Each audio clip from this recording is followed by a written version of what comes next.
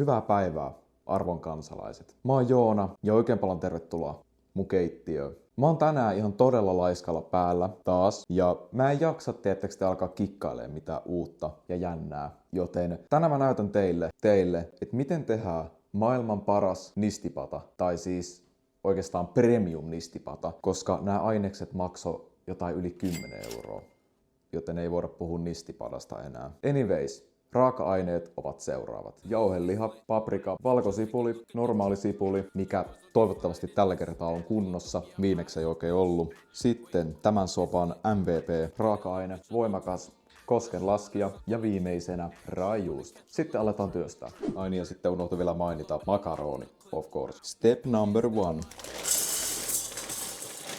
Keitämme makaronit omavalintaisessa nesteessä. Vittu, se ei riittää. Tarvii laittaa vettä. Noin. Laitamme kiehumaan. Itse asiassa eipä laiteta tuohon, koska mä keitän jauhelia tuossa. Eli laitetaanpa ne sittenkin tuon. Noin. Ja levy vitoselle, ettei kiehu yli saman tien. Sitten tällä välin, hyvin vittu tää on paska, ne pitää pestää eka. Sitten pilkotaan sipulit sekä paprika. Hei, tällä kertaa sipulikin näyttää paremmalta kuin yksi kerta, kun tehtiin pullia. Mä oon muuten BTV opiskellut kokiksi ja epäonnistunein tuloksin tosin, mutta siellä opetettiin, että miten sipuli kuuluu pilkkoa silleen helposti ja nopeasti, mutta mulla ei ole kyllä niinku mitään muistikuvaa, että miten se tehdään, joten tästä tulee nyt tämmöstä silppua sitten. Noin, siinä on sipulit nyt valmiina, sitten vaikka valkosipuli, ja valkosipuli ei voi koskaan olla liikaa, laitetaan vaikka, onko ehkä toi 4 on hyvä, ehkä se on ihan hyvä. Näistä olisi hyvä saada semmoista aika pientä silppua, ettei jää kauhean isoiksi, koska on aika voimakkaan makuusta. Vaikka valkosipuli onkin kyllä tosi hyvää, mutta sitä voi olla kyllä liikaakin.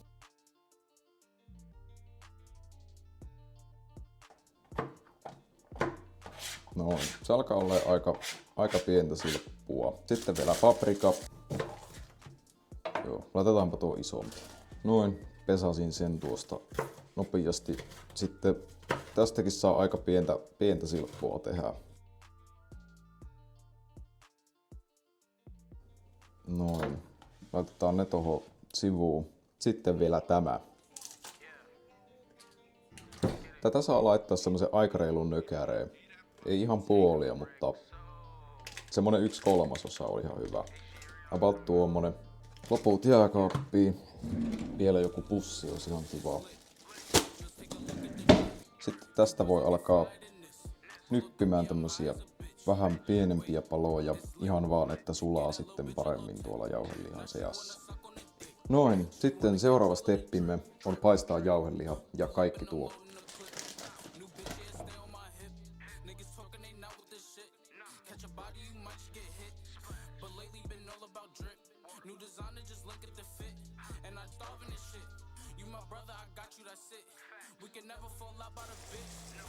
Ai ettien, että kun tuoksuu hyvältä. Tuoksuu ihan siltä munakasrullan täytteeltä muuten BTV. Sitten laitetaan ihan pienesti tuota grillimaustetta sekaan. Noin. Ja sitten sekoitellaan vielä loppuun. Tästä tulee aika tämmönen kastikemainen, mutta se on mun mielestä vaan hyvä juttu, koska muuten tää on aika kuivaa.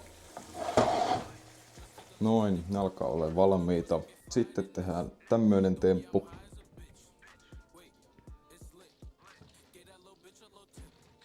Seuraavaksi alamme laittamaan makaronia ja tuota jauhelihaseosta silleen kerroksittain, että on varmasti sitten tasaisesti kaikki. Sitten loput makaronit. Sitten sekoitellaan, että kaikki on varmasti tasaisesti sekaisin. Sitten puuttuu lautanen. Seuraavaksi maistamme tuotosta. Seuraavaksi voidaan puhua vähän ketsupista. Kaikki me tiedetään, että tällaiseen ruokaan kuuluu ketsuppi, mutta sitä ketsuppia ei ikinä laiteta siihen ruokaan ennen kuin sitä on maistettu. Se on sääntö. Ruoka näyttää tältä, näyttää hyvältä. Seuraavaksi Maistamme sitä.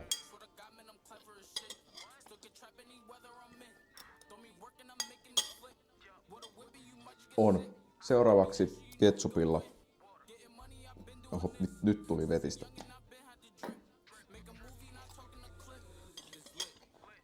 Kyllä on ketsupilla vielä parempaa, pakko kyllä sanoa. Ja ainoa oikea ketsuppi on Felix. Turha väittää muuta. Mä safkaan tän nyt seuraavaksi loppuun ja sit katsotaan mitä seuraavaksi. Hoho, nyt on massu täys. Oli 5/5.